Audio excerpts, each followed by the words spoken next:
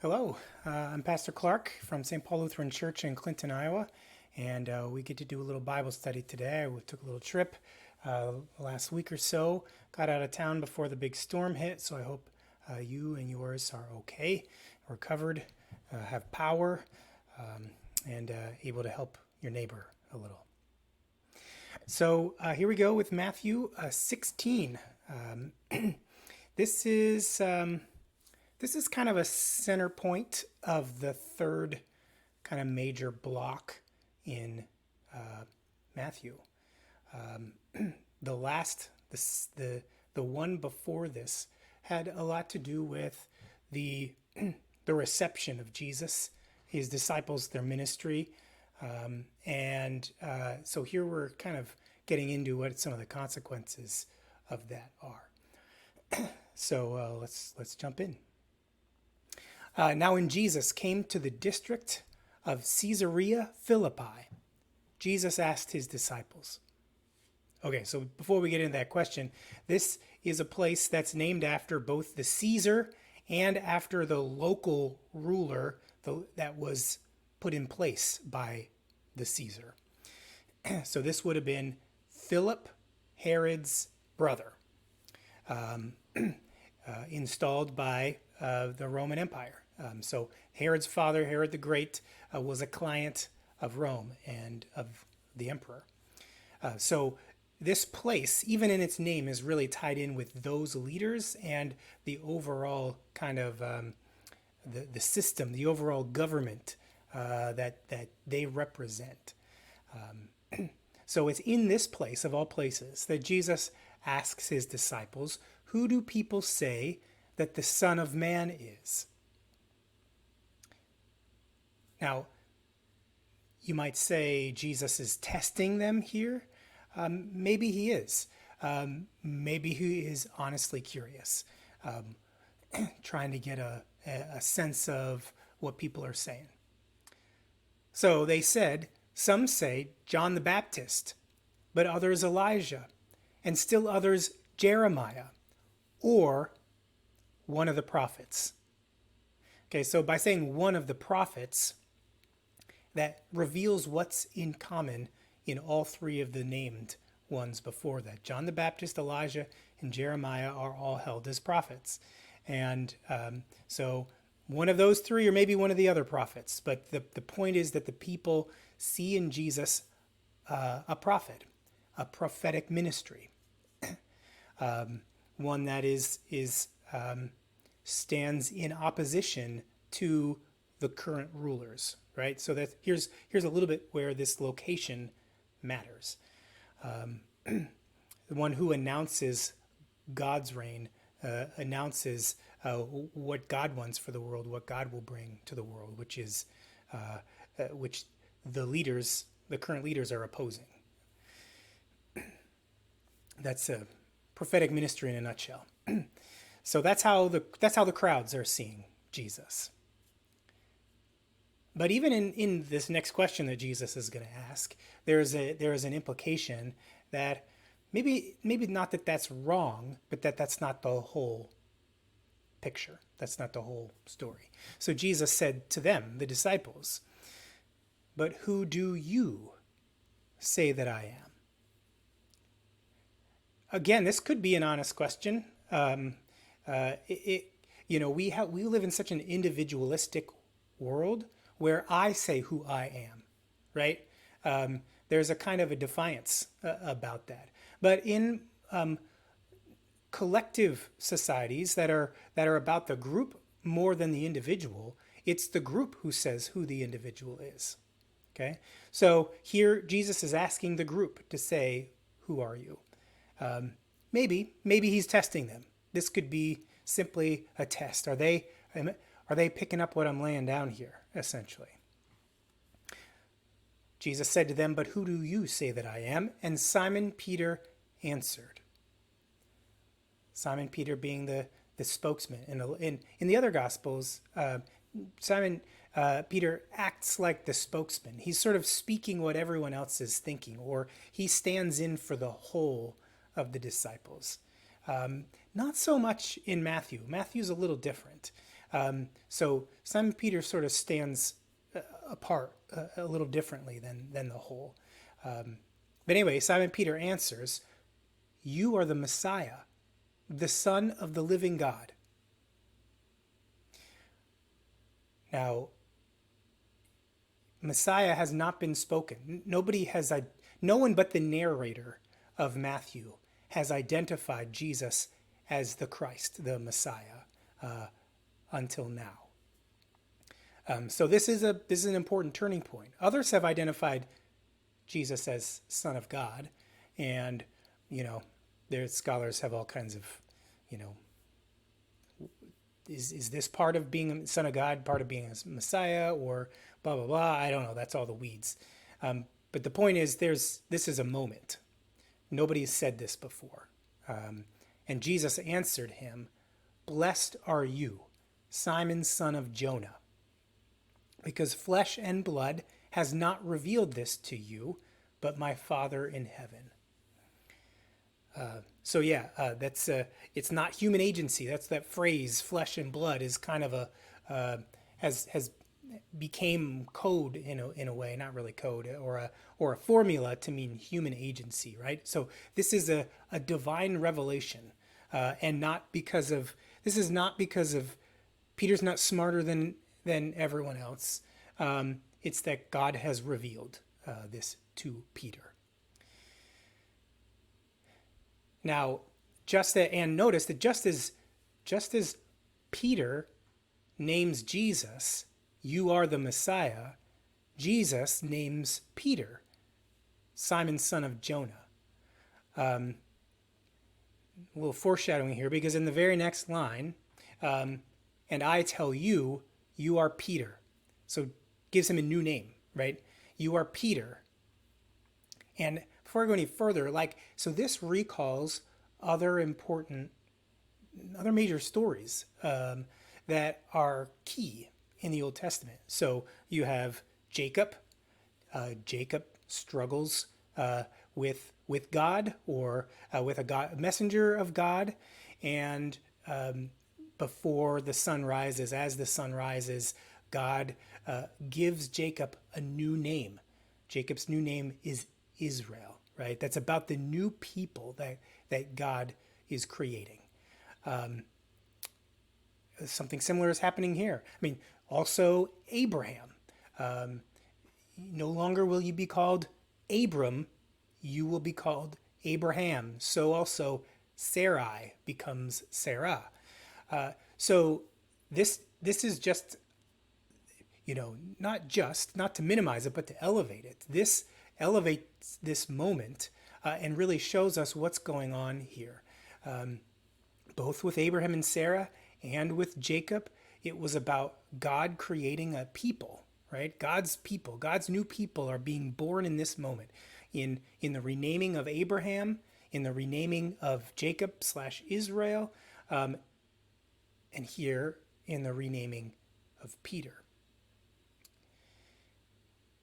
So this is a new people that is being born. And Peter, now here, let's get in the next verse, because so "On this rock I will build my church, and the gates of Hades will not prevail against it." So when the biblical tradition, not just that moment in Genesis, but in other places in the Old Testament, Abraham is called the rock. Remember the rock from which you were hewn, is to talk about, remember that Abraham is your father. Remember, this is the people that God birthed through Abraham and Sarah, and used the metaphor of rock. Okay? Remember the beginning of Matthew. John the Baptist says, "From these stones, God is able to raise up children of Abraham." Okay, so on this rock. And Peter is actually Petra in the Greek, rock. It might be, Jesus is calling him Simon the Rock.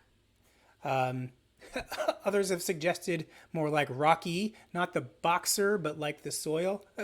I don't know if Jesus really meant that. as a little playful dig. But on this rock I will build my church. Protestants and Catholics have argued over this.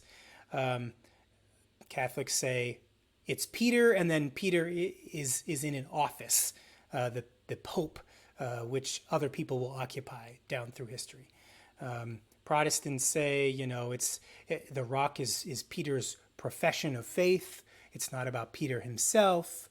But Matthew is pretty clear that it is Peter. On Peter, I will build my church. But this is not an office that others will hold later. This is Peter's special place in the history of salvation. Here is a turning point in the history of God's work. Just like, no one else was Abraham after Abraham. Abraham had descendants, but no one else can fill the shoes of Abraham. And so also, no one else is Peter. Peter kind of stands alone and apart, not only among the disciples then, but also in our history now. So there you go. Both the Protestants and the Catholics are wrong. And the word church is in the Greek ekklesia. That's not a religious word in the Greek. That's a political word. That's kind of like a social cultural word. Part of the way that society was organized. The ecclesia were basically a body alongside of a council that constituted the will of the people in governing the city. So that's interesting.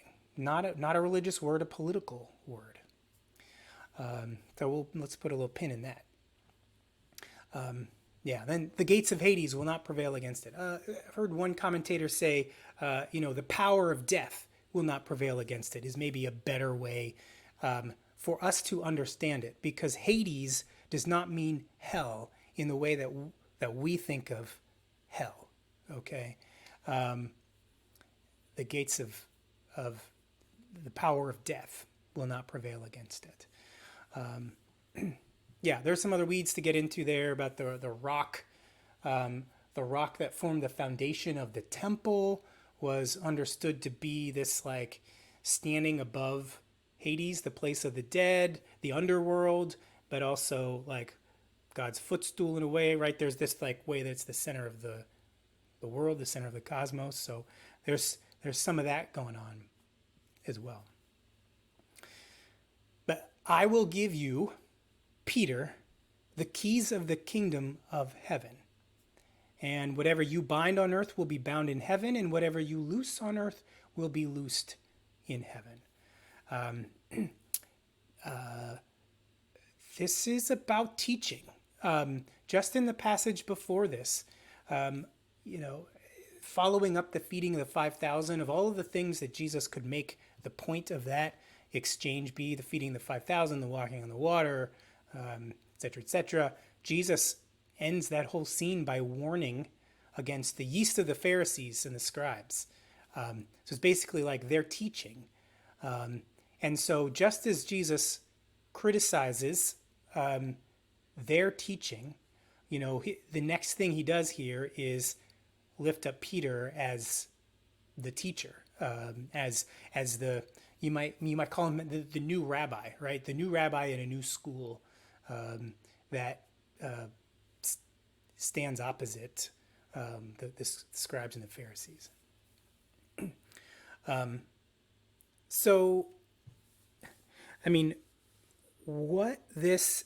Jesus is not creating a new institution. I think that when we hear that word church, we just go to institution. It doesn't matter whether we're Protestant or Catholic or what. But he's talking about a community. That's maybe a better way to understand that word ecclesia. On this rock I will build my community. The rock being Peter, and So there's a lot of threads in here that kind of all tie together. I mean, so first of all, who do the people say Jesus is? He's a prophet. But Simon Peter says it's more. He's the Messiah, which Jesus is saying. So, like, it's in essence what Peter is saying, that Jesus is not a prophet. He's the one who brings what the prophets foretold, right? Like, Jesus is the fulfillment of what the prophets said. The new kind of a society that was against, that was so different from the society that the leaders of the time, like Caesar and Philip, were all about. And so, because that's true, that fulfillment needs a people. That fulfillment needs a community. And so this is what Jesus is doing, creating a community that holds to Jesus, that it's the people have to be founded anew. And that ties in with the last kind of narrative section of Matthew, in which what we see is the rejection of Jesus and his ministry. And so in essence, what John the Baptist prophesied, that dire warning that from these stones God will raise up children of Abraham, that is coming true in this passage, okay? From these stones, on this rock, right, I'm raising up my community. I'm making a new people. So it's because of the rejection that Jesus starts something new here. And this community is one that acknowledges, like Peter acknowledges Jesus as the Messiah, as the Christ, and continues Jesus's ministry, continues that mission, does what Jesus did. So that's what this is all about, the creation of a new community. And we are part of that community. And it is, I think what makes this hard for us is how ours is a culture that does not value community. Ours is a culture that values the individual, right? Ours is a culture that values going your own way, et cetera, et cetera. I'm sure you can think of the kind of images and slogans and icons of this celebration of the individual that our culture is all about. And I can remember, I was at a training, community organizing training, and part of the leadership team and the training team of that event. And so we would often gather for small evaluations throughout just that planning team. How are we doing? What do we need to clean up? How is the group hearing what we're doing? Almost kind of like this. I mean, this is a step back and evaluate. What are people saying? But it was the last one before everyone left, and one of the trainers, very wise and experienced, said, we're a community. We've built a community here. And pretty soon, when people go home, they are going to forget that we're a community. And they'll just go back to being a bunch of individuals. That has stuck with me a long time. And I think that really puts a finger on how we think of ourselves, even as the church, right? That we're not a community. We're just a bunch of individuals. I'm not pointing any specific fingers at St. Paul. I just think that's a problem. That's just a growing edge. Let's put it that way. To really live into that calling to be a community. I mean, just as that I think it was Isaiah. Remember the rock from which you were hewn. Here we are, Peter. Remember the rock from which you were hewn. You were hewn from the rock of Peter, and Peter was part of a community. He was the beginning of a new people, a birth of a new people and a new community. One that is some commentators have suggested, back to that, the politicalness of the word ecclesia, is that what Paul in his writings suggest, and perhaps what Matthew means, is that here is a community that sees itself as the true city council, right? Like here is a community that a couple of things. One, takes that sense of care for the whole that a city council ought to have, but also is an inherent judgment on the business as usual of the structures of leadership and governance that exist in our world. That resonates with that prophetic calling, that prophetic ministry that the crowd saw in Jesus.